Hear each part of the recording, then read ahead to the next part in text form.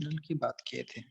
Proportional के लिए simply आप जानेंगे कि जब भी हमारा प्रोपोर्शनल की बात हो तो दो राशि का जब अनुपात आपस में बराबर हो जाए, है ना, दो राशियों का अनुपात जब आपस में बराबर हो जाए तो वो हमारा जो कहलाएगा वो समानुपात में कहलाएगा, कि मतलब दोनों हमारा समानुपात में है।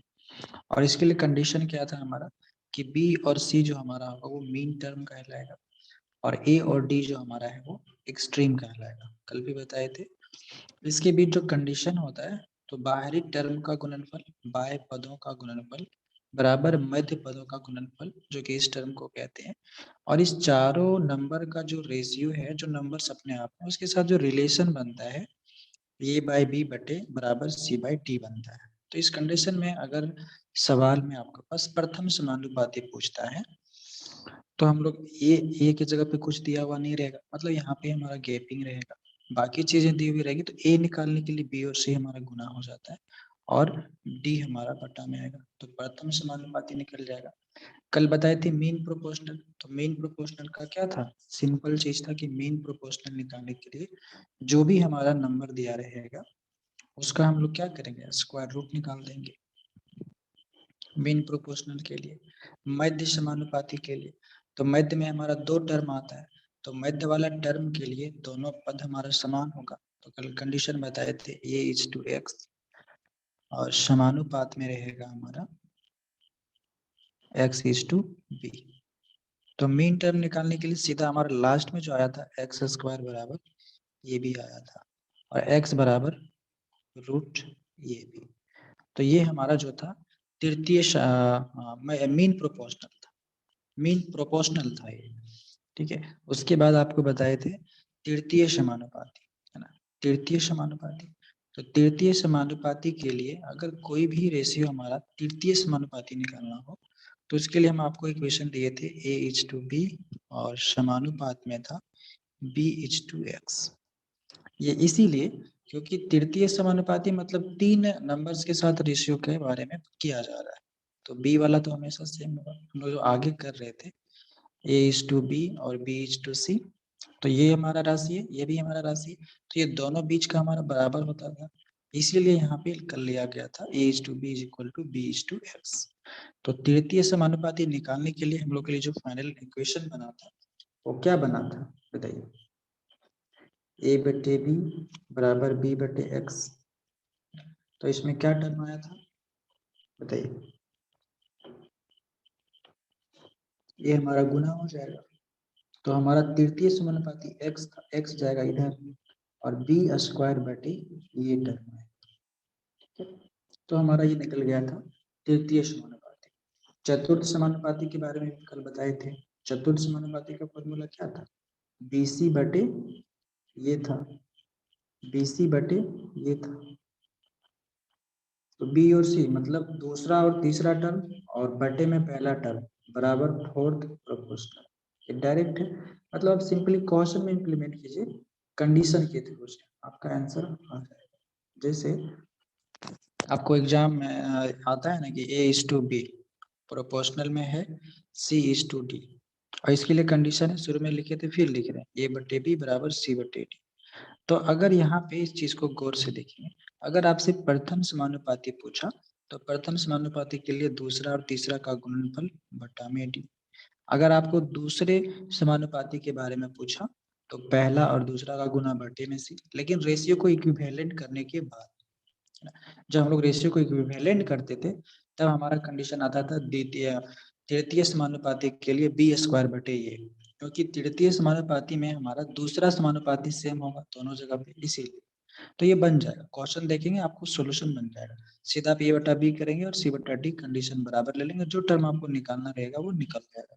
आप लोग ट्राई किए होंगे क्वेश्चन तो ये निकल गया होगा, ठीक है। आज हम लोग देखेंगे वेरी वेरी इंपॉर्टेंट है, और कल हम बताए थे कि जब a इज टू बी रहे, b इज टू सी रहे, c इज टू डी रहे, तो ओवरऑल हमारा ए बी सी डी का रेशियो क्या होगा, ये कल बात समझ में आया था yes या नो बताइए। Yes sir. क्लियर था।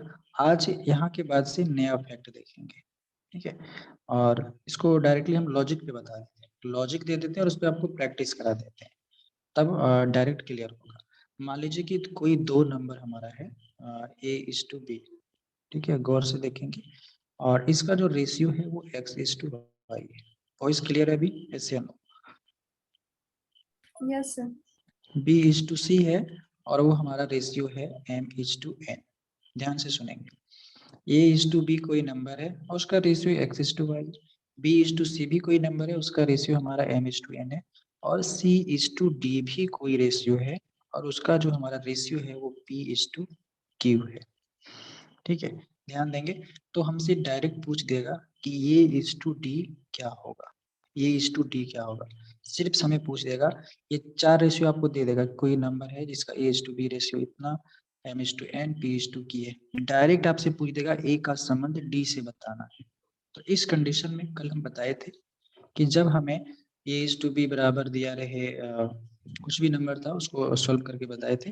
तो जब हमें D निकालना हो, मतलब लास्ट वाला निकालना हो, तो लास्ट के लिए हम बताए थे क्या करेंगे, क्या करेंगे, ये तीनों को गुना करेंगे। करते थे कि नहीं? यस या नो रिस्पॉन्स करेंगे? Yes sir. यस। तो हमको रेशियो निकालना है A/D। तो इसका आंसर क्या हो जाएगा, YNP। मतलब Y की जगह पे कोई नंबर रहेगा एक क्वेश्चन में। ये लॉजिक है, ट्रिक है। X और Y की जगह पे 3 या 4 है, M और N की जगह पे 5 और 6 रहे, P और Q की जगह पे 3 और 7 है, कुछ भी रहे नंबर रहेगा। तो D के लिए हमारा YNP का गुणनफल, और फिर ये के लिए कल क्या बताए थे, ये गुना हो जाएगा। ये के लिए क्या था, ये गुना हो जाता। और बीच के लिए हम लोग कर रहे थे कि इधर से एक छोड़ करके लेते जा रहे थे। तो डायरेक्ट अगर A और D के बारे में पूछा जाए तो डायरेक्ट हम लोग गुना करेंगे इधर वाले साइड का और इधर वाले साइड का। तो यहाँ पे हो जाएगा XMP। बताइए ये बात किसको समझ में आया?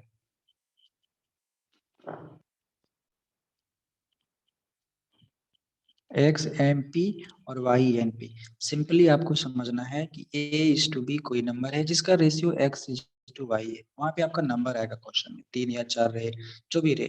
B/C दूसरा रेशियो का जोड़ा है जिसमें M/N है, वहां पे भी आपका क्वेश्चन रहेगा।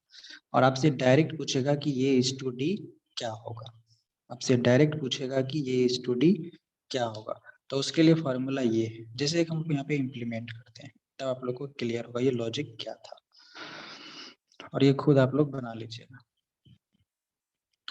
ये नेटवर्क की वजह से दिक्कतें हुई थोड़ी सी, लेकिन फिर देखिए हम लोग मान लीजिए कि आपके पास A/B जो है वो आपका है 2:3। क्लियर? जहाँ पे हम लिखे थे X/Y। Clear?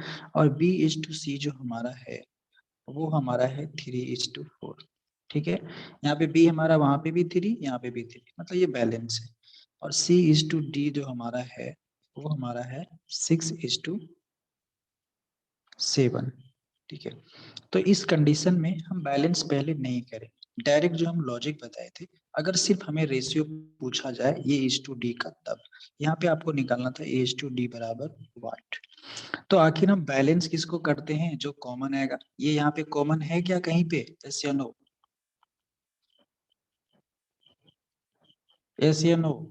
No sir. No. D किसी के साथ कॉमन है क्या, नहीं। तो इसको हम बैलेंस क्यों करें, इसको बैलेंस नहीं करना है तो डायरेक्ट इसके लिए लॉजिक क्या था, लास्ट वाले टर्म को गुना करेंगे और इसका रेशियो बताइए आप लोग, A/D का रेशियो क्या होगा। पीछे हम लॉजिक दे चुके हैं, जो लोग भी लाइव हैं इसका रेशियो बताइए, फाइनल रेशियो क्या होगा।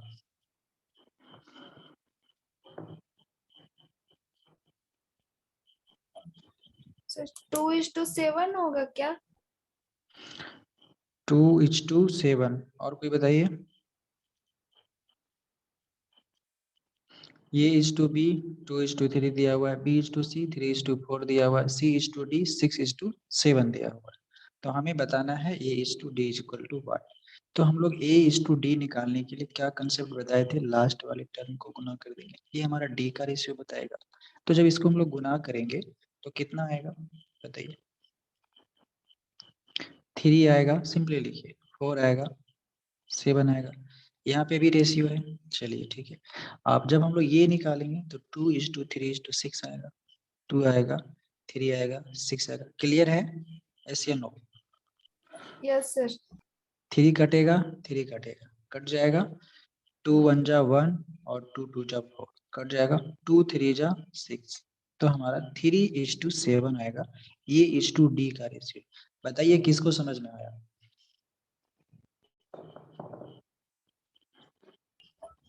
क्लियर है पॉइंट? Yes sir.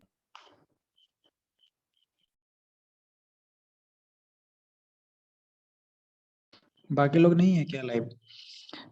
तो यहाँ पे A/D निकालने के लिए जब हमारा रेशियो में दिया रहे तो हम लोग इस तरीके से इसको करते हैं, लेकिन जब यहाँ पे अगर हमारा सवाल आ जाए C/D की बात आ जाए, किसकी बात आ जाए? C/D की बात आ जाए। अब बताइए C हमारा कॉमन है क्या?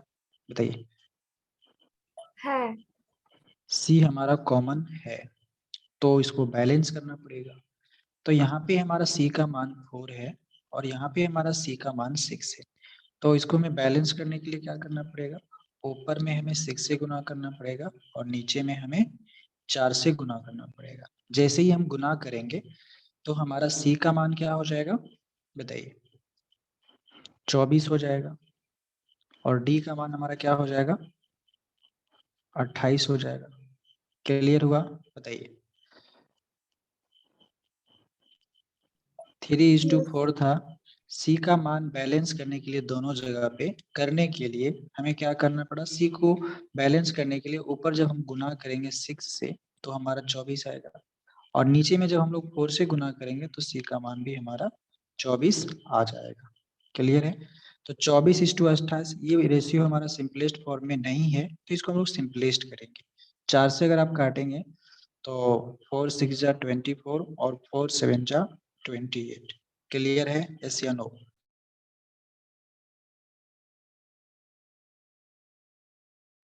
Yes sir. तो जहाँ पे कॉमन आ जाए तो उसको बैलेंस करना है, जहाँ पे यूनिक आए तो डायरेक्ट कर लेना है। हाँ, ये सवाल कभी कभी देता है एग्जाम में कि ये D रेशियो पूछ दिया जाए तो डायरेक्ट आप करेंगे, इधर से गुना कर देंगे ये के लिए तो ये पूरे ये को डिनोट करेगा और अगर आप इधर से गुना करेंगे तो ये पूरे D को डिनोट करेगा और फाइनली हमारा A/D रेशियो आ जाएगा। ये इंपॉर्टेंट है, ध्यान रखेंगे। अगला लॉजिक जो है इसमें कि अगर हमारे पास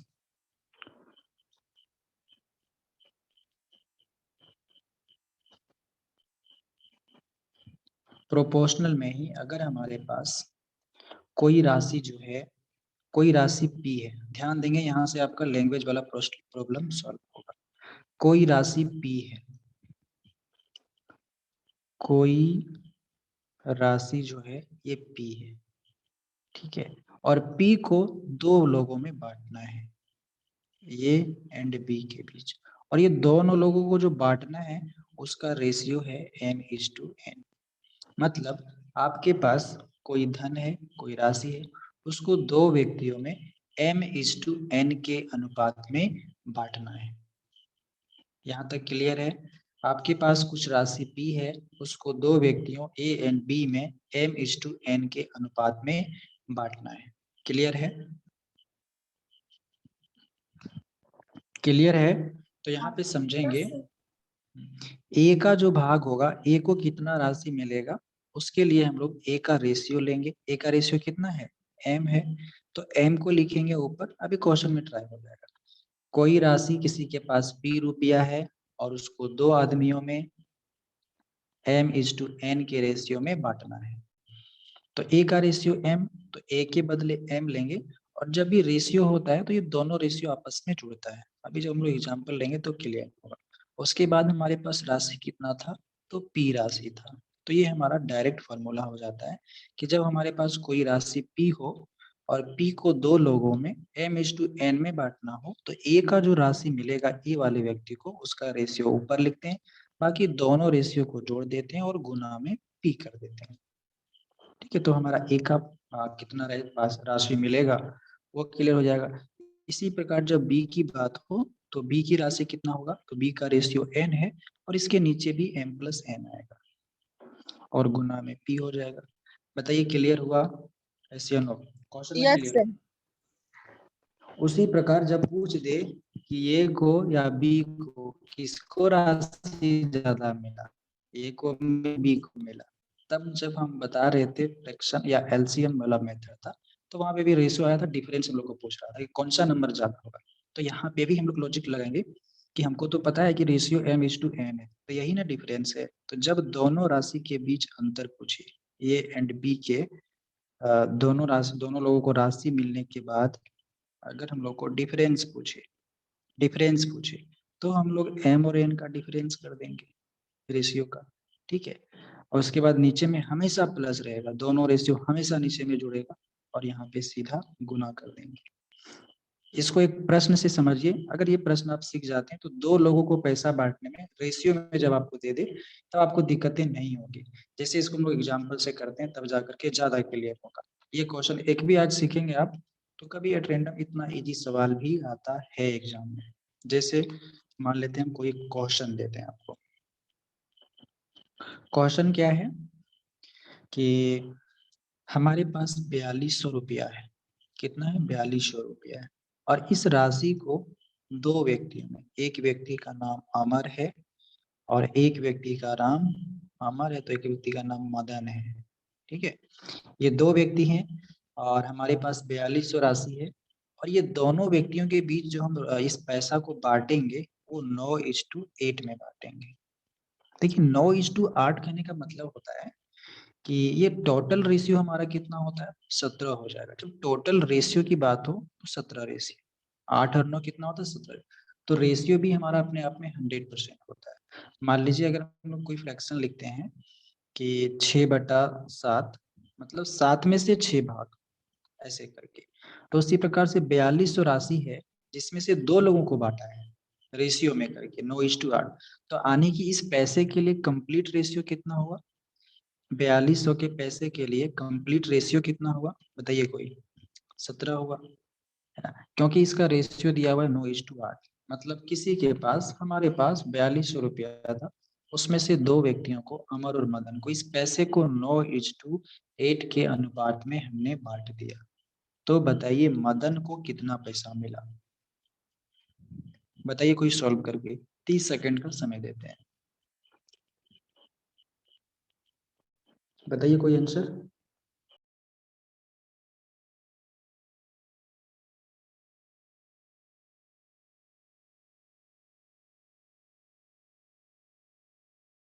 रुकिए, ये जो रेशियो है थोड़ा सा इसको हम लोग चेंज कर देते हैं या फिर रहने देते हैं, मे बी आपका पॉइंट में आंसर आए।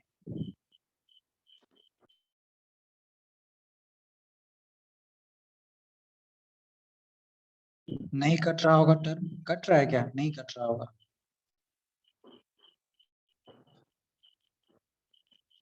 कटने वाला टर्म नहीं आया होगा, है ना?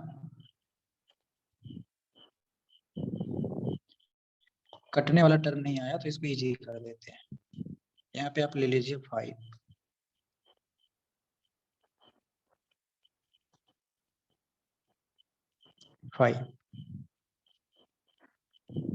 देखिए 4200 रुपया है और अमर और मदन में इसको बांटना है और बांटने का जो रेशियो है 9:5 है। तो मदन को राशि क्या मिलेगा? सीधा बताए थे, मदन का रेशियो कितना है? 5। दोनों रेशियो का जोड़ हमेशा नीचे में आता है, 9 और 5 होता है 14, और इसको हम लोग गुना कर देंगे पूरे राशि के साथ। यही फॉर्मूला तो हम पीछे में लिखे थे। और 14 से अगर हम लोग काटेंगे तो 3 बार में कट जाएगा 300, बराबर 1500 रुपया आ जाएगा। अच्छा ठीक है, 4200 में 1500 जो है हमारा आ गया मदन का। तो अमर का कितना होगा? अब जल्दी से अगर 4200 में 1500 घटा देंगे तो आपको आ जाएगा कि अमर को कितना मिला। लेकिन बाय रेशियो मेथड से हम लोग कैसे जानेंगे कि उसका कितना है?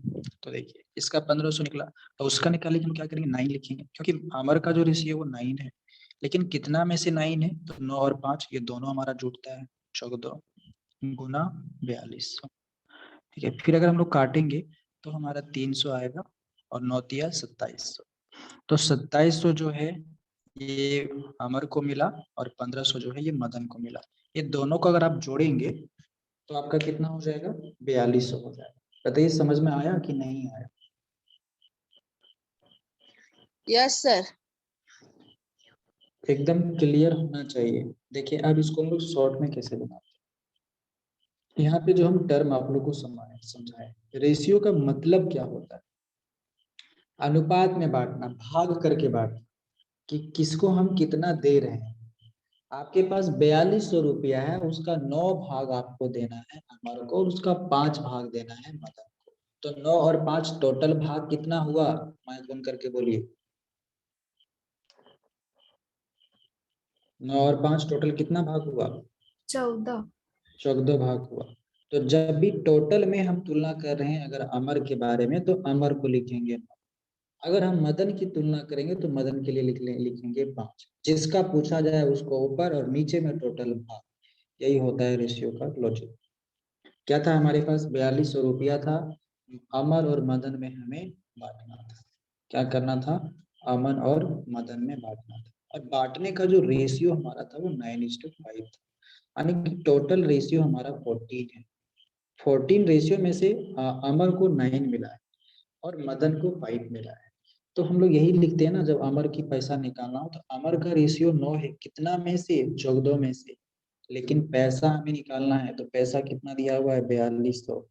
यही लॉजिक तो पीछे हम आपको कंसेप्ट दिए हैं कि अगर किसी के पास राशि है m और व्यक्ति है 2 A/B, और उसको मिलने वाली राशि का अनुपात m/n, तो एक को राशि क्या मिलेगा? तो m/m+n। तो यहाँ पे भी तो हुआ है, अमर को राशि क्या मिलेगा? तो 9/9+5। यहाँ पे डायरेक्ट 14 लिख दे रहे हैं, तो आप लोग सिंपली देखिए 9+5 किए हैं। इतना तो समझ रहे होंगे। तो यहाँ पे निकल गया अमर की राशि और मदन की भी राशि निकल गई थी। जब ये क्वेश्चन आप लोग समझ गए हैं तो आपको एक सवाल देते हैं जो कि आप लोग बना करके रिस्पॉन्स करेंगे। सवाल ये है कि एक नाम है रमेश। क्या नाम है? रमेश।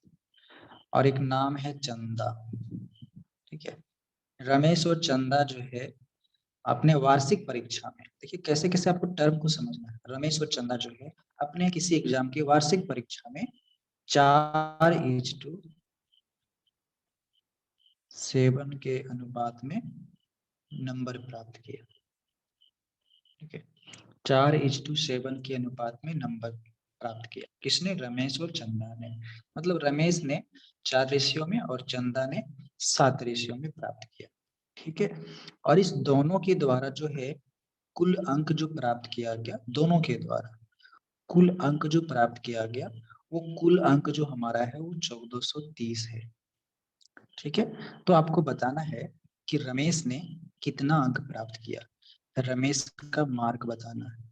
सिंपल है, वहां पे पैसा था, यहाँ पे मार्क है। कौन इसको बना रहे हैं? इसका आंसर बताइए हमें। रमेश के बारे में बताना है।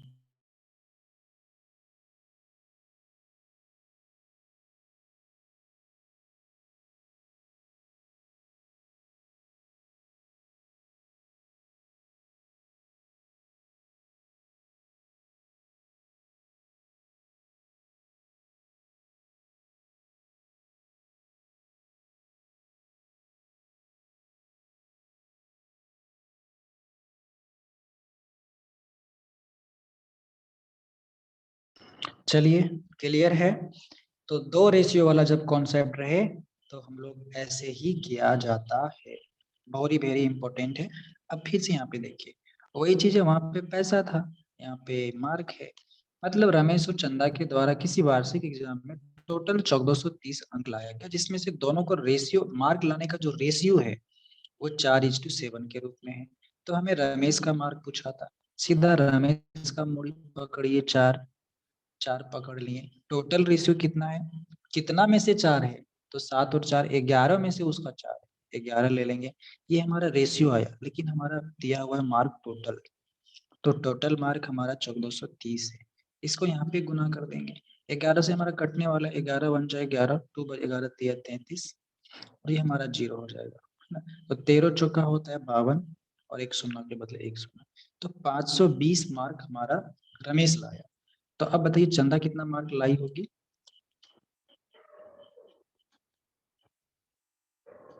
चंदा के जस्ट ला कैसे ही ना करेंगे सर। अब ऐसे कर सकते हैं, 7/11 कर सकते हैं, या आप जल्दी से घटा सकते हैं, जो आपके माइंड में आए। क्योंकि आपको पता है कि 1430 मार्क टोटल है और 520 मार्क जो है ये रमेश ले आया। तो 520 मार्क जो है रमेश ले आया, तब कितना बचेगा? है ना। चंदा के लिए कितना बचेगा, 0 का 0, 1 का 1 और 14 में 9, 910। लेकिन जब रेशियो मेथड से अगर बनाने की बात हो तो चंदा को उठाएंगे, चंदा को यहाँ पे उठा लें, दोनों का रेशियो जोड़ा जाता है, क्योंकि हमारे पास पैसा था, रुपया में था 1430, इस रुपया को रेशियो में बांट दिया 4:7, तो टोटल रेशियो हमारा 11 हुआ। 11 में से 7 का जो पार्ट है वो चंदा के लिए। यही टर्म को समझना जो हम बार बार रिपीट कर रहे हैं, रेशियो का मतलब यही होता है। तो 7/11 हो जाएगा, लेकिन हमारा पैसा जो है ये पैसा में है, रुपया में है, तो इसको गुना करना पड़ेगा।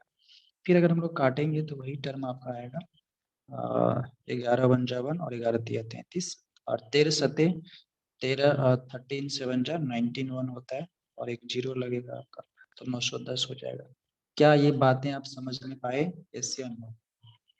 अगर यहाँ पे सवाल थोड़ा सा ट्विस्टेड रहता कि बताइए, हाँ बताइए रमेश, चंदा जो है, चंदा का कितना अधिक है मार्क रमेश से, तो आप क्या करते, सिंपली 910 आया चंदा का और रमेश का आया 520, इसको आप घटाते, इसको घटाने के बाद जो नंबर आपका आता, देखिए 1 मिनट, 910 आया था और 520 आया था, इसको आप घटाएंगे तो 0 का 0, 11 में 2 तो 9, 8 में 5 तो 3, 390। लेकिन रेशियो में हमें कंसेप्ट यूज करना है कि डायरेक्ट हम कैसे जानेंगे कि दोनों के नंबर में डिफरेंस कितना है, तो हम लोग सिर्फ डायरेक्ट पकड़ेंगे मूडी रेशियो का।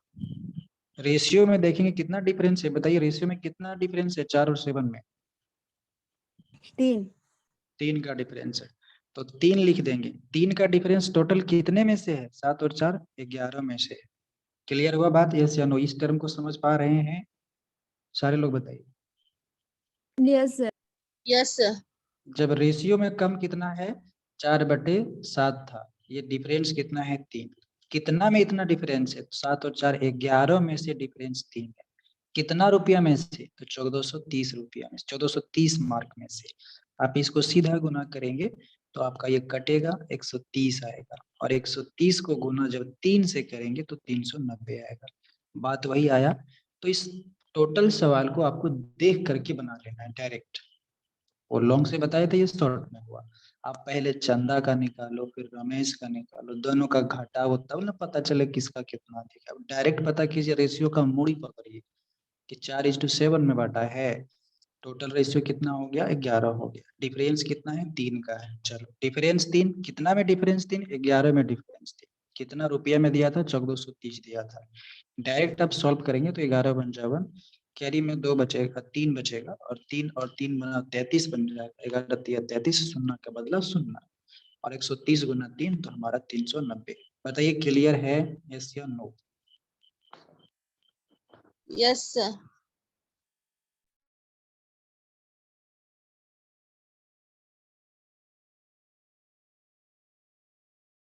अगला सवाल बनाएंगे आप लोग, लेकिन नेटवर्क इशू नहीं रहता है तब तो क्लास अच्छा सुन पाते होंगे आप लोग, लेकिन ये पता नहीं सितंबर का जो मंथ है ना, ये नेटवर्क में मुझे परेशान किया है थोड़ा बहुत।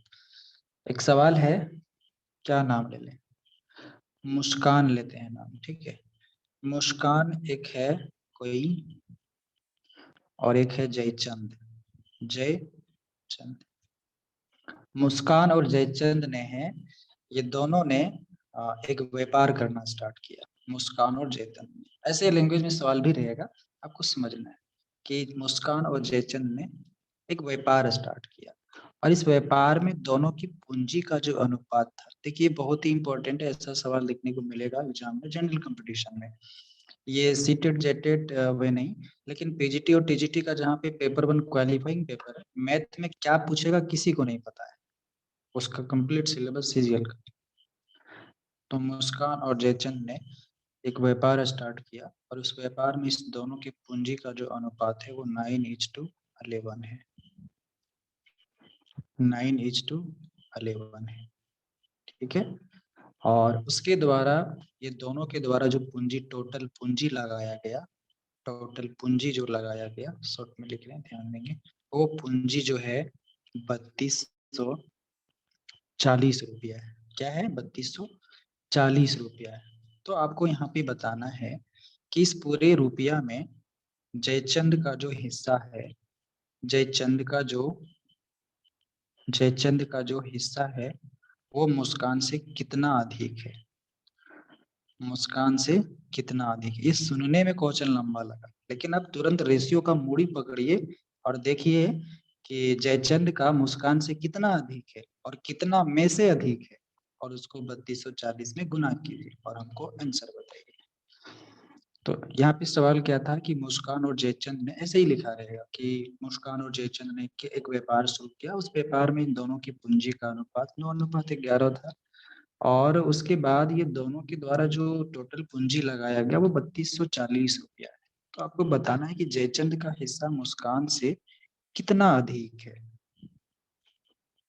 कितना पॉजिटिव है, कितना प्लस है। बताइए कोई आंसर।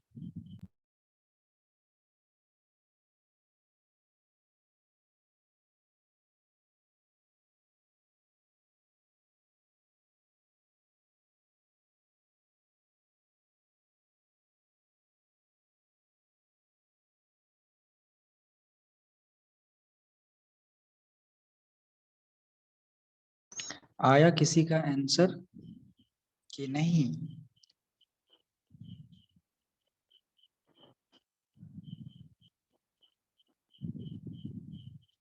घटाइए इसको।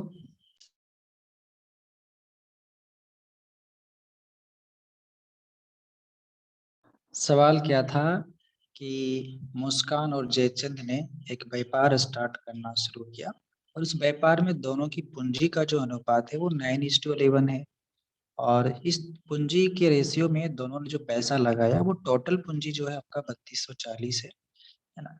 और इस 3240 पूंजी में जयचंद का हिस्सा जो है, या जयचंद ने जो पूंजी में हिस्सा लगाया वो मुस्कान से कितना अधिक है। ठीक है, यही तो करना था। सारे लोग फंस गए क्या? तो राइट सर, आंसर एक 1365 का 1365 है क्या?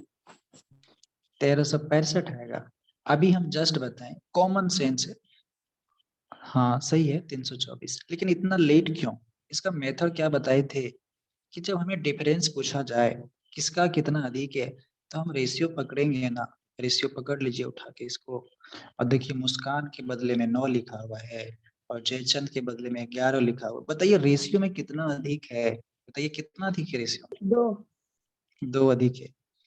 तो ये 2 जो अधिक है, टोटल कितना रेशियो में 2 अधिक है?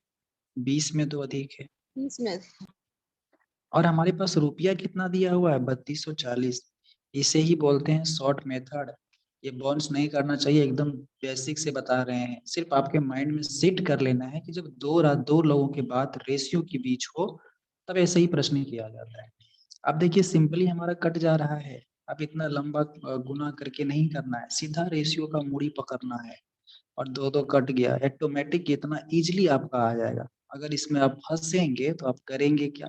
पहले मुस्कान का पूंजी निकालेंगे, फिर जयचंद का पूंजी निकालेंगे, फिर दोनों का घटाएंगे, तब जाके पता चलेगा कि मुस्कान का जयचंद से कितना कम है, मतलब लंबा हो जाएगा।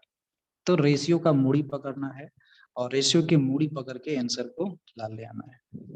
बताइए कंसेप्ट क्लियर हो रहा है, यस या नो? Yes sir, complete. तो ये सब जो मैथ होता है वो जनरल कंपटीशन का मैथ ऐसे ही बनाया जाता है। आप लॉन्ग की, आप कोई भी बुक लेंगे प्रैक्टिस के लिए, तो उसमें लॉन्ग से ही बनाया रहता है। जब तक आप क्लास आपका नहीं किया हो रहेगा, आपको लॉन्ग से ही बनाएंगे, और फंसेंगे और लंबा चलेगा, पता चलेगा टाइम ही निकल गया बनाते बनाते। तो एक सवाल, ये इस तरह का कंसेप्ट क्लियर हो जाना चाहिए। जो हम लॉजिक दिए थे कि कोई भी राशि अगर हमारे पास पी हो, राशि हो, टोटल मार्क हो, टोटल पूंजी हो, टोटल कोई भी चीज प्रोडक्ट हो, खाने की बात हो, कोई भी चीज जहाँ पे 2 रेशियो की बात हो, तो ऐसे प्रश्नों को ऐसे ही सॉल्व किया जाता है। ठीक है, ये कंसेप्ट के बाद आपका 1 से 38 में कुछ कुछ प्रश्न सॉल्व हो जाएगा इस कंसेप्ट के थ्रू से।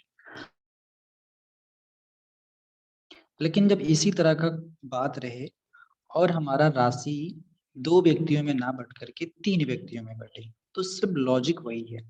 लॉजिक वही है जो 2 रेशियो में होता था। ध्यान से देखेंगे, नया लॉजिक, नया कंसेप्ट, नया कंसेप्ट, आज का दूसरा नया कंसेप्ट।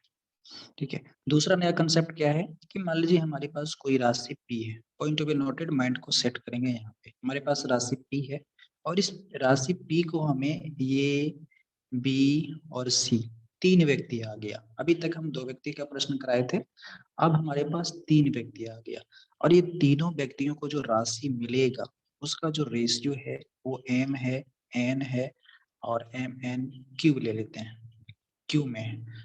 वही उसी तरह का कंसेप्ट है, हमारे पास कोई राशि पी है और उस पी राशि को तीन लोगों में ए, बी और सी में बांट देना है और वो रेशियो बांटने का जो रेशियो है वो एम एन एंड क्यू है। यहाँ तक समझने में दिक्कत बताइए, रिस्पॉन्स करिए। No sir.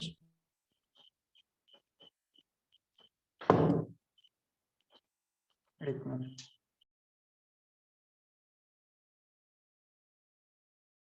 तब यहाँ पे अगर आपसे पूछ दे कि ये को कितना पैसा मिलेगा, ये को कितना पैसा मिलेगा, तो हमें वही चीज करना है जो हम पहले किए थे जब दो रेशियो की बात था। तो जब हमें ए का भाग निकालना हो कि ए को आखिर कितना पैसा मिलेगा, पी राशि में ए को कितना मिलेगा, तो जब ए की बात हो तो ए का रेशियो पकड़ेंगे और फिर नीचे में तीनों रेशियो को जोड़ना पड़ेगा। वहां दोनों को जोड़ रहे थे, यहाँ पे तीनों को जोड़ेंगे और गुना में जो हमारा पैसा दिया रहेगा उसको करेंगे। अब बताइए तो बी के लिए क्या हो जाएगा, आप लोग बताइए। बी बराबर n by m plus n plus q into p. चलिए, क्लियर है लॉजिक, यस या नो? क्लियर है? Yes sir. तो बताइए सी के लिए क्या होगा। क्यू हो जाएगा ऊपर में m plus n plus q हो जाएगा और गुना पी हो जाएगा। बताइए यहाँ तक समझने में दिक्कत? आपसे सवाल रहेगा कि फलना के पास 5,000 रुपया है और 5,000 रुपया को तीन लोगों के बिजनेस में बांट दिया गया और तीन लोगों के बिजनेस में बांटने के बाद जो तीनों लोगों का रेशियो है वो आपका 3, 4 और 5 है। तो बताइए कि जो तीसरा व्यक्ति था उसका पहला और दूसरा से कितना अधिक था। तो ये सवाल भले लॉन्ग रहेगा लेकिन ये सवाल चुटकी में बनता है ना। जैसे आपको सवाल दिखेगा प्रैक्टिस सेट में, उसको तुरंत कैसे करना है। यहाँ पे ये तीनों चीज क्लियर हुआ कि मान लीजिए कोई भी राशि है, मार्क है, बिजनेस है, पी है, रुपया में है, ठीक है, और उसको ए और बी के सी में कन्वर्ट करना है, बांटना है, उसका रेशियो दिया हुआ है। तो जब ए के बारे में बात किया जाए तो ए का रेशियो लेते हैं और रेशियो में हमारा कंप्लीट इसीलिए जुड़ जाता है क्योंकि कंप्लीट रूप से पैसा हमारा पी है और यही पूरे पैसे को ही तो रेशियो में बांटे, तो आखिर अपने आप में रेशियो भी तो कंप्लीट होगा। इसीलिए यहाँ पे तीनों टर्म जुड़ जाता है नीचे और जिसके बारे में पूछा जाता है उसको ऊपर लिख दिया जाता है। अगर इस ए के बारे में पूछा जा रहा है तो ए के रेशियो को ऊपर में लिख देते हैं, बी के बारे में पूछा जाता है तो बी के रेशियो को ऊपर में लिख देते हैं, सी के बारे में पूछा जाता है तो सी के रेशियो को ऊपर में लिख देते हैं। क्लियर? बताइए। Yes sir.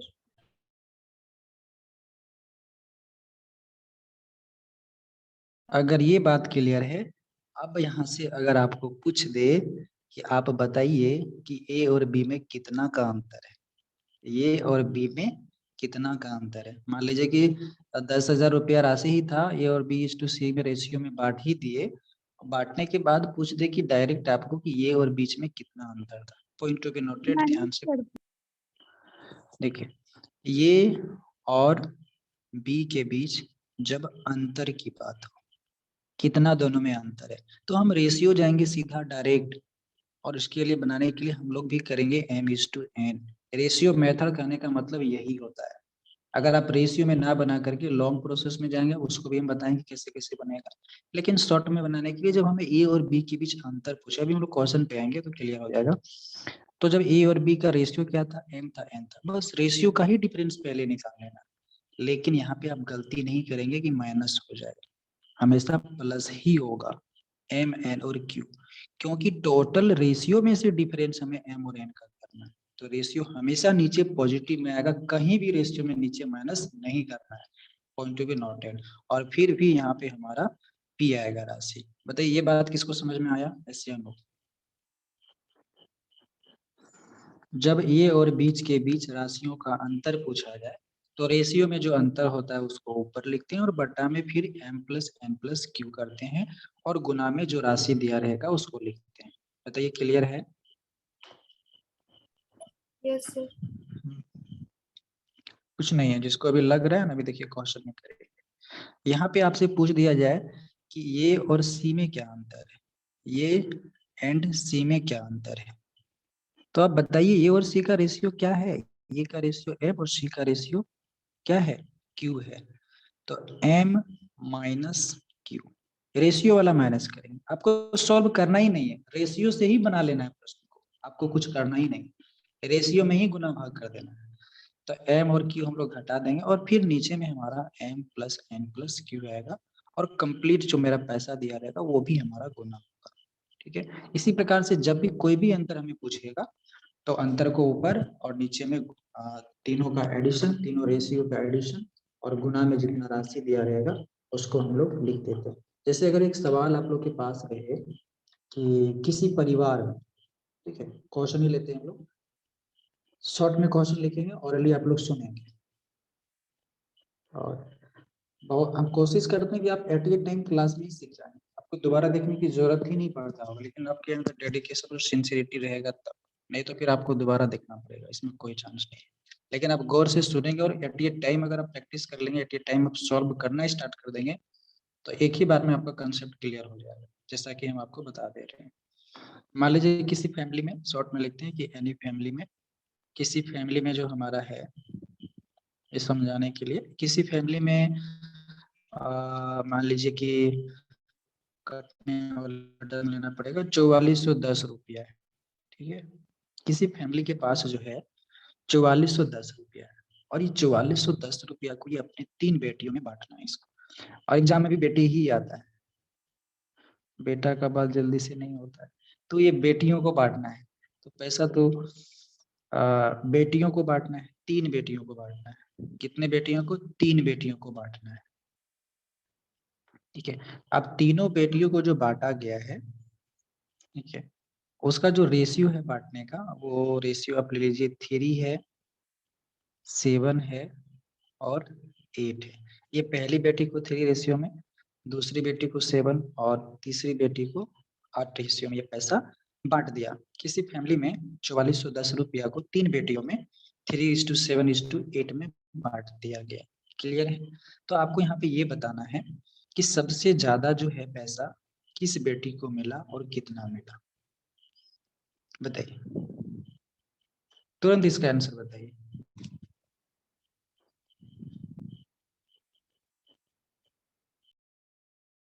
किसका आंसर आ रहा है? वेट और आंसर।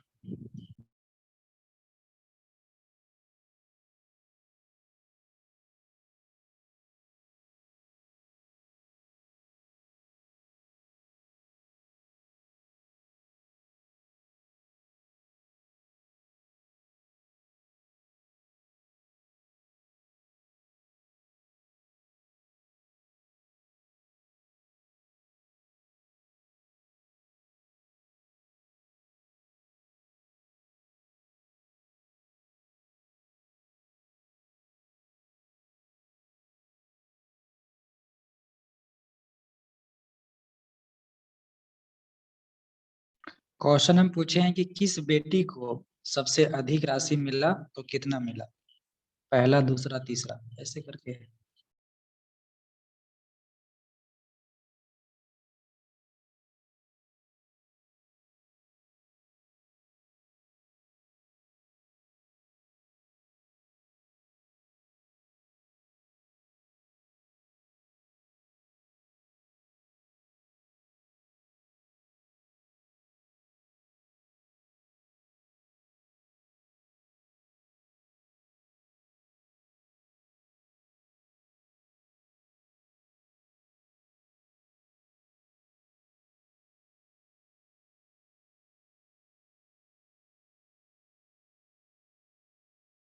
सबसे अधिक तो थर्ड वाला को मिला है जो कि 8 है, 1960 रुपया। चलिए ठीक है, बाकी लोग बताइए।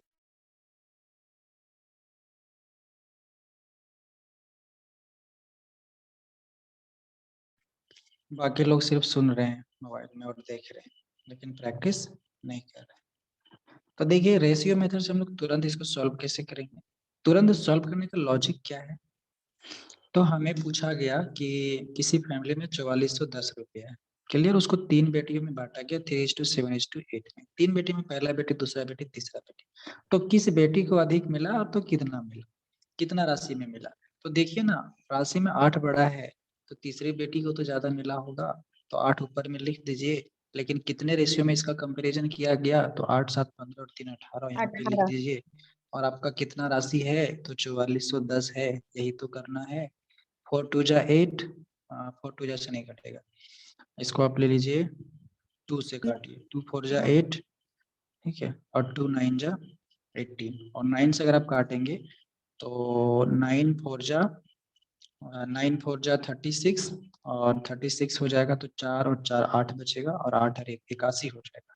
तो 9 9 जा 81, तो 9 हो जाएगा 490। 490 को आप गुना कीजिए ना 4 से, कितना आएगा, 490 को गुना कीजिए 4 से, तो 9 0 का 0, 9 4 जा 36 का 6, कैरी में 3, 4 चौका 16 और 3 19। ये थोड़ा कैलकुलेशन आपको करना पड़ेगा, इसलिए बेसिक क्लास आपको जुलाई में ही दे दिए हैं कैलकुलेशन का, जुलाई में नहीं जून में ही दे दिए हैं इसी एप्स पे। तो ये 1960 रुपया मिलेगा तीसरी बेटी को। तो इसमें क्या था, सिर्फ जोड़ना घटाना तो है, लॉजिक तो आपको बता ही दिए कि जब इस तरह का क्वेश्चन रहे तो ऐसे कर लेना है। बताइए क्लियर हुआ, यस या नो। अगर यहाँ पे पूछा जाए कि पहली और तीसरी बेटी में कितने रुपया का अंतर है, पहली और तीसरी बेटी में कितने रुपया का अंतर है, तो आप देखिए ना रेशियो में कितना अंतर है, उसके बाद बना लीजिए। रेशियो में कितना अंतर है, 5 का अंतर है। 3 और 8 में कितना अंतर है, 5 का अंतर है। लेकिन कंप्लीट रेशियो हमारा कितना है, 18 है। 225। और फिर हमारा 4410 आएगा। फिर वही काम करना है ना, कटेगा नहीं, 18 से डायरेक्ट कट जाएगा ये। तो ये बातें समझ में आ रही है कि नहीं, यस या नो बताइए।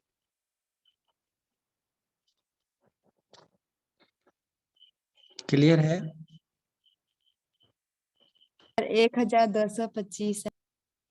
1225।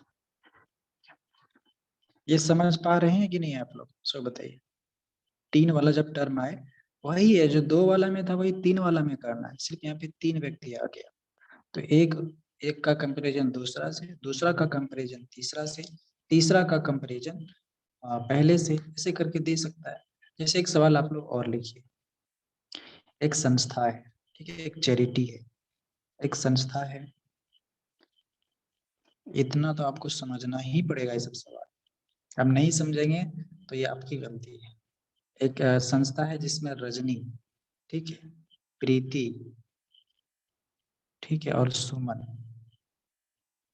एक संस्था में रजनी, प्रीति और सुमन ने अनुदान करने का ठाना, ठीक है। किसी संस्था में रजनी, प्रीति और सुमन ने अनुदान करने के लिए सोचा कि हम लोग अनुदान करते हैं, चलो इस संस्था में कुछ पैसे अनुदान कर देते हैं। लेकिन अनुदान जो ये तीनों ने किया वो रेशियो दिया हुआ है, 12 दिया हुआ है। यहाँ पे सवाल कराने का मकसद ये कि रेशियो का कॉन्सेप्ट आप समझिए कि आखिर कैसे सवाल को तुरंत किया जा रहा है, किस लॉजिक से किया जा रहा है। यहाँ पे हम आपको बचपना वाला मेथड बताएंगे ही नहीं। बचपना वाला मेथड में आपको रेशियो के बदले एक्स मानिए, फिर तीनों रेशियो को जोड़िए, फिर एक्स का मान निकालिए, फिर एक्स का मान पुट करिए, पता चलेगा कि एक दिन भी लग जाएगा मे बी, ठीक है। तो फास्ट करने के लिए रेशियो पे ही तोड़ मरोड़ कर लेते हैं और हम लोग आंसर निकाल लेते हैं, वही चीज है। तो रजनी, प्रीति और सुमन जो है किसी संस्था में दान करती है, अनुदान देती है, ठीक है, अनुदान के रूप में दे देती है किसी संस्था को। वो रेशियो दिया हुआ है कि जो तीनों जो दान करती है अनुदान के रूप में जो दान देती है, वो 12 रेशियो है, 14 रेशियो है और 17 रेशियो में है। इस रेशियो में ये तीनों जो है किसी संस्था में पैसे को दान करती है अनुदान के रूप में। लेकिन जो कंप्लीट राशि है दान करने वाला, ये दान करने वाला कंप्लीट राशि जो है 23,650 रुपया है, ठीक है। कितना है, 23,650 रुपया को किसी संस्था में रजनी, प्रीति और सुमन ने 12, 14 और 17 के अनुपात में दान कर दिया। तो आपसे पूछ रहा है कि इसमें सुमन का हिस्सा क्या था, मतलब सुमन ने अपने तरफ से कितना राशि उस संस्था में दिया। बताइए आप लोग तुरंत। आखिर किसी सवाल में आप अपना कंसेप्ट तो क्लियर कर लीजिए, 2-2, 3-3 सवाल करते हैं, कहीं ना कहीं तो आपका क्लियर हो ही जाएगा। फर्स्ट में नहीं समझ में, सेकंड में एकदम आना है। सेकंड में भी जब ना आए तो इसमें मेरी गलती नहीं है, ठीक है।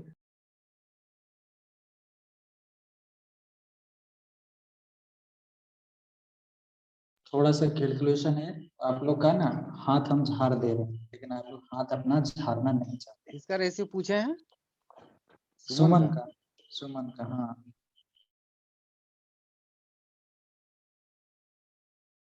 हाथ तो थोड़ा साफ कीजिए आप लोग, थोड़ा सा कलम तो चला लीजिए।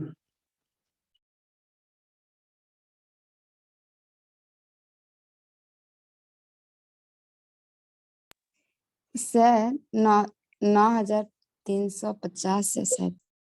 देखिए ये सही डायरेक्शन में जा रही है, 9,350, 9,350 एकदम सही है। सुमन ने इतना राशि अनुदान के रूप में दिया। हाँ, आपको हम स्क्रीन शेयर का ऑप्शन देते हैं और उसको स्क्रीन पे लिख करके बताइए, ठीक है। बाकी लोग को पता चले कि आखिर आप कर क्या रहे हैं। आप क्या करेंगी? सर हम बता दे रहे हैं, सबसे रुकिए पहले रुकिए उसको रुकिए डिवाइड। रुकिए, मेरे स्क्रीन साथ शेयर करके। सर मेरे साथ प्रॉब्लम होगा, बाबू है। अच्छा ठीक है, आप साइलेंट रहें, बाकी लोग रिस्पॉन्स करें।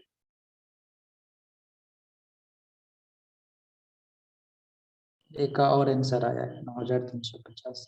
बाकी लोग में भी बिजी होंगे तो हम क्या करें। क्या था, हमें सुमन के बारे में पूछा गया था। सुमन का नट्टी पकड़ लीजिए जा करके। कहाँ नट्टी इसका है? यहाँ पे नट्टी इसका है। 17 उठा लेंगे इसका नट्टी पकड़ के, ठीक है। अब रेशियो वाले कॉन्सेप्ट में इसका है 17, लेकिन ओवरऑल कितना रेशियो में, तो 12 और 14 आपका हो जाएगा 26, और 26 और 17 आपका हो जाएगा 6, 7, 13 और 10, 43, 17/43। और हमारे पास जो राशि अनुदान के रूप में टोटल है वो 23,650 है। अब इसे आप काटेंगे तो कैसे काटेंगे बताइए? 43 किसी से कटता है क्या? सर अगर नहीं कटेगा तो भाग तो दे सकते हैं ना। भाग दे सकते हैं, तो अब डायरेक्ट 43 से भाग अगर लगाएंगे तो लग जाना चाहिए 23,650, और ये लगेगा। पहले गुना भी तो कर सकते। हाँ जो भी करना है, दोनों को गुना कर लीजिए, 17 गुना 23,650 और फिर 43 से भागा दे दीजिए, क्योंकि यहाँ पे 43 से लेकिन कटना चाहिए 43, 43 टेंजा हो जाता है 430, और 5 अगर हम लोग लेंगे तो हो जाएगा 215, है ना। तो 5 में लिया जाएगा, ऐसे डायरेक्ट हम सोच सकते हैं। 5 बार में 215 खत्म, लेकिन हमारे पास 236 है, तो 15 और 6 21 बच गया। 21 बचने के बाद हमारा 215 फिर आ जा रहा है, मतलब फिर 5 बार में लग जाएगा। बात समझ में आया? ऐसे हम लोग अब आप डायरेक्टली 17 गुना 550 कर सकते हैं। इसको आप करेंगे तो 17 गुना 55 कीजिए, शायद आपको यही आएगा 9,350, एकदम यही आएगा, ठीक है। तो ये हमारा आंसर होगा। कटेगा ही, लगभग अर्थमेटिक में कटने वाला ही देता है। कैलकुलेशन जहाँ पे भी रेशियो में कभी भी पॉइंट में आपको नहीं फंसाएगा, सिर्फ आपका कैलकुलेशन और रेशियो का टेक्निक आपसे जानना चाहता है कि आपके पास है कि नहीं है, ठीक है। अब यहाँ पे आपको बताना है कि सुमन ने रजनी से कितना ज्यादा रुपया अनुदान में दिया। सुमन ने रजनी से कितना ज्यादा अनुदान राशि दे दिया। सुमन ने दिया है 9,350, तो सुमन ने रजनी से कितना अधिक पैसा दे दिया चैरिटी संस्था, बताइए आप लोग। तो कुछ नहीं करना है, रेशियो में जाना है, आगे नहीं बढ़ना है, माथा पेची नहीं करना है कि रजनी का पहले निकालेंगे फिर सुमन का निकालेंगे फिर घटाएंगे तब आंसर मिलाएंगे, हो गया बहुत देर हो जाएगा। अब यही ना टिक पकड़िए, रजनी का 12 और सुमन का 17, डिफरेंस कितना, कितना डिफरेंस? 5 का, कितना में 5? 43 में 5, कितना था इधर टोटल कल कितना रुपया था चैरिटी में सर देने वाला तो संस्था? 555 को इंटू कर देंगे 5 से तो चैरिटी में टोटल दान कितना दिया हुआ था? 23,650। ये भी हमारा कटेगा 550 बार में, और 550 गुना 5 करेंगे तो कितना आएगा बताइए गुना करके? 0 का 0, 5 5 जा 25, कैरी में 2, 5 5 जा 25, 2750। बताइए ये जो बातें हो रही है समझ में आ रहा है कि बाउंस कर रहा है?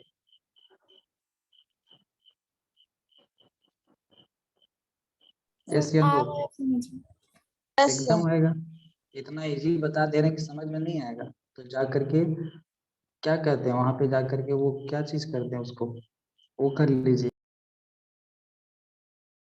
डायलॉग है ना कि चापाकल में जा करके डूब जाएगी, फिर समझ में आ जाएगा। तो ये दो टेक्निक हम लोग देखे आज, डबल रेशियो वाला, ट्रिपल रेशियो वाला। एक थोड़ा सा और क्वेश्चन इसमें देते हैं, लेकिन ये सब जो क्वेश्चन है ना सिर्फ आपको पुश कर देना है और आपको इस तरह के पैटर्न को अपने आप में ढाल लेना है। आपके से क्वेश्चन नहीं छूटेगा, आपको देखते चौथे ही आंसर बन जाएगा, लेकिन आपका थोड़ा सा उस पर रफ वर्क मांगता है। तो एक सवाल इसमें और देते हैं। सवाल ये है कि हम लोगों ने क्या किया, एक प्लानिंग किया घूमने का। ठीक है, हम लोगों ने एक प्लानिंग किया घूमने का। मैथ में ऐसे ही सवाल क्रिएट हो जाता है, रेशियो में कोई भी सवाल क्रिएट हो सकता है। तो हम लोग क्या किए, प्लानिंग किए, मतलब कहीं घूमने का प्लानिंग किए, लेकिन हम लोग सोचे कि बस से नहीं जाएंगे ना ट्रेन से जाएंगे, हवाई जहाज से जाएंगे। ठीक है, सोचे हवाई जहाज से जाएंगे तो बोला कि हम लोग खर्चा नहीं दे, तो 3 लोग खर्चा देने के लिए रेडी हुए। ठीक है, तो 3 लोग का जो नाम है वो पी है, क्यू है और आर है। ठीक है, ये 3 लोगों ने किसी स्थान पे घूमने के लिए, अब कौन कौन है नाम नहीं लेंगे, तो पी क्यू आर है, ये तीनों ने सोचा कि नहीं हम लोग हवाई जहाज से हम लोग चलेंगे, ना ट्रेन से जाएंगे ना बस से जाएंगे। तो भाड़ा जो लगेगा ये तीनों व्यक्तियों ने एक रेशियो में अपने भाड़ा को बांट लिया। पी बोला कि हम 9 ही दे पाएंगे, क्यू बोला कि हम 14 रेशियो में दे देंगे, और आर बोला कि हम 21 में। ठीक है, जब ये रेशियो में तीनों लोगों ने इतना देना चाहा तो पूरे हवाई जहाज का जो टोटल कॉस्ट पड़ा वो कॉस्ट पड़ गया 1,56,200 रुपया। ठीक है, इतना कॉस्ट पड़ गया। सवाल वही है, सिर्फ तरीका कहने का अलग है, लंबा कर देगा सवाल तो कुछ नहीं रहता है। तो आपको बताना है कि क्यू और आर में कितना अंतर था भाड़ा देने में, मतलब कौन कितना दिया, मतलब की 14 रेशियो के रूप में दिया, आर ने किस रेशियो में दिया। तो ये दोनों के द्वारा दी जाने वाली राशि में अंतर कितना, तुरंत बताइए आंसर।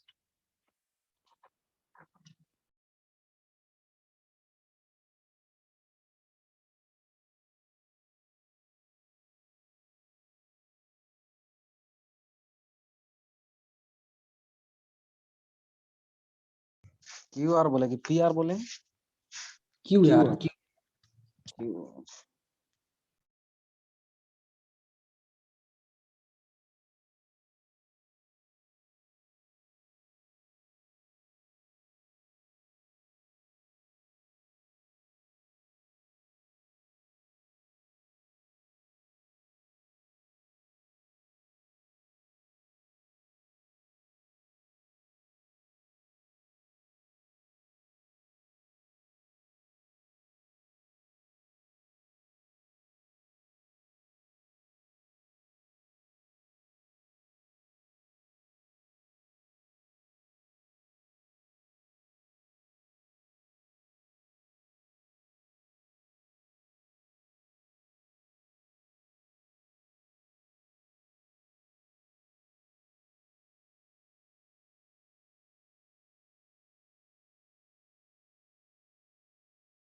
सर इसका होगा 21306। फिर से ट्राई कीजिए।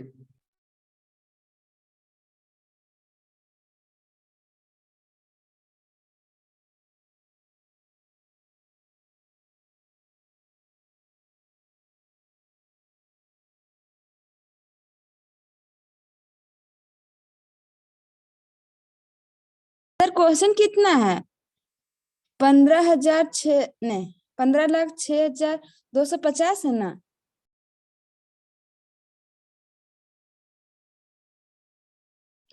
1,56,200 1 10 100 1000 10,000 लाख। क्लियर? तो यहाँ पे लिखा हुआ है।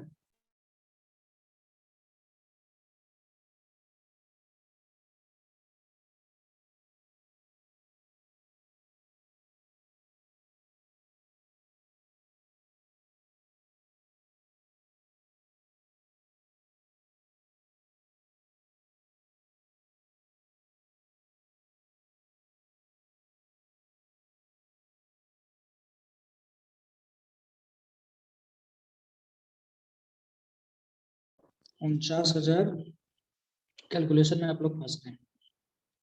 लास्ट में आ जाएगा 4,200 नहीं 4,02,600। हाँ ठीक है, 7/44 इंटू 156 25 13।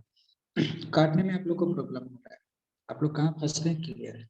देखिए PQR था हवाई ताज भूल जाइए। PQR व्यक्ति है जिन्होंने एक हवाई भाड़ा जो भरा वो 1,56,200 रुपया भाड़ा इन लोग भरा और 3 लोगों ने भरा। हम आपसे पूछे थे कि Q और R के बीच दिए जाने वाले भाड़ों में डिफरेंस कितना है। देखिए रेशियो में डिफरेंस कितना हमारा है, 14 और 21 में डिफरेंस कितना होता है 7 का, लेकिन ओवरऑल रेशियो हमारा कितना है, तो 14 और 9 हमारा 6, 20 और 3 44 है 40 44 और 23 और 21 44 गुना 1,56,200। आप इसको काटिए ना, कटेगा। 44 को अगर आप गुना करेंगे 3 टाइम तो 44 3 जा 132 132 आ गया, 156 है तो 56 में 36 घटाएंगे, 32 घटाएंगे 56 में 32 6 में 2 4 24 आया तो आपका 242 बन गया। 242 जब आपका बन गया तो फिर 44 से आप काटिए 242 तो 44 कितना बार में कटेगा, डायरेक्ट कटना चाहिए। 242 जो आपका आया और हमें डिवाइड करना है 44 से। 44 गुना अगर 6 हम लोग ले तो शायद आना चाहिए, नहीं आएगा। 6 24 7 बार में ले सकते हैं, 44 गुना 7। 24 8 50 होना चाहिए। अच्छा 44 गुना 8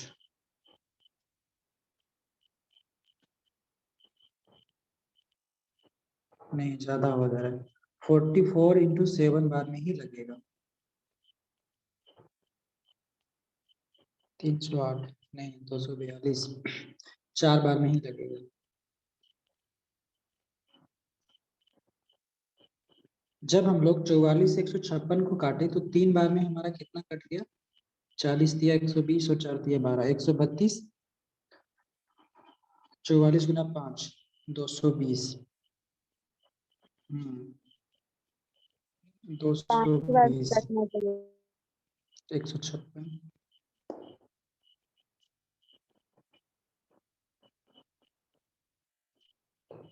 200। देखिए हम लोग का जो टर्म बच रहा है वो 224 शेष बच रहा है, 32 और 24 56 ही होता है ना, और 2 बच रहा है और फिर 200 बच रहा है।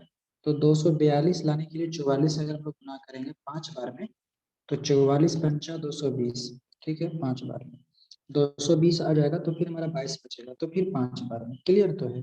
तो 355 गुना 7 कीजिए, 7 पंचा 35 के कितना होगा, 7 पंचा 35 का 5, 7 पंचा 35 और 3 और 30 फिर कैरी में 3 7 21 और 3 24 तो 24,850 हो, क्योंकि हमारे लास्ट में सुना भी था। बताइए इतना किसी का आया था? 24,850। मिस्टेक कर देते स्टार्टिंग में ही। तो ये काटने में ही दिक्कतें हैं।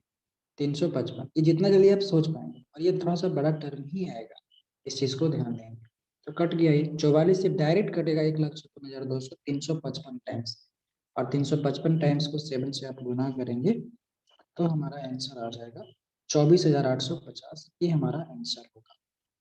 देखिए रेशियो में कई सारा कंसेप्ट है, इसमें हम आपको थोड़ा सा एडवांस में भी चले जाएंगे कि रेशियो मेथड से कैसे हम क्षेत्रफल वाले टर्म को बनाते हैं। ये चैप्टर इंपॉर्टेंट है, इसको लॉन्ग कर दिए हैं, इसमें आपका एडवांस का भी टर्म घुसेगा एलिगेशन का भी टर्म घुसेगा। बहुत बार एग्जाम में आता है प्रश्न कि आपके पास थैला है और उस थैला में पैसा है। अब पैसा जो है वो 25 पैसा है, 50 पैसा है और 1 रुपया है, और वो नोट से अनुपात में दिया और आपसे दे दिया कि आपके पास टोटल इतना पैसा, इतना रुपया है। तो बताइए कि 50 पैसा वाला सिक्का का कितना पैसा, कितना सिक्का था उसमें। ये सीरियल में बहुत बार आया हुआ भी सवाल है, मतलब ये एग्जाम का पार्ट है। आप अगर कुछ बुक वगैरह भी होगा तो ऐसा प्रश्न आपको दिखेगा कि एक थैले में XYZ करके 25 पैसे, 50 पैसे और 1 रुपये के सिक्के, टोटल सिक्कों का जो मूल्य है 450 है, तो 50 पैसे वाले सिक्कों की संख्या कितनी होगी, इस तरह का प्रश्न आता है। तो आगे बने रहेंगे, सारा प्रश्न ये हो जाएगा। और आज के लिए यहाँ पे फिलहाल इतना ही रखते हैं।